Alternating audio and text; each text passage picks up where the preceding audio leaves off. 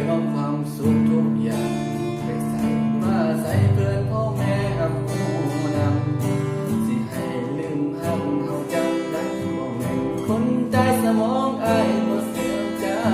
ำตกเวลาคอยคำคิดน้ำเจ้าสิตายแล้วหนอ